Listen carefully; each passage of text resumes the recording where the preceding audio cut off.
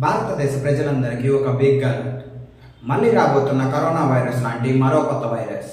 చైనాలో Wuhan institute of virology వాళ్ళు జపాన్కి చెందిన పిపి స్టైల్ గబ్బిలాల్లో మరో కొత్త కరోనా వైరస్ ని కనుగొన్నారు. ఈ కొత్త కరోనా వైరస్ కి HKU5-CO2గా నామకరణం చేశారు. ఈ వైరస్ కోవిడ్-19కి కారణమైన SARS-CoV-2ని పోలి ఉండడం వల్ల ఈ వైరస్ జంతువుల నుండి మనుషులకి వచ్చే అవకాశం ఉందని వుహాన్ ల్యాబ్ వారు వారి పరిశోధనలో గుర్తించారు. ఇప్పటి వరకు ఈ వైరస్ చైనాలో ఎవరికీ రాలేదు.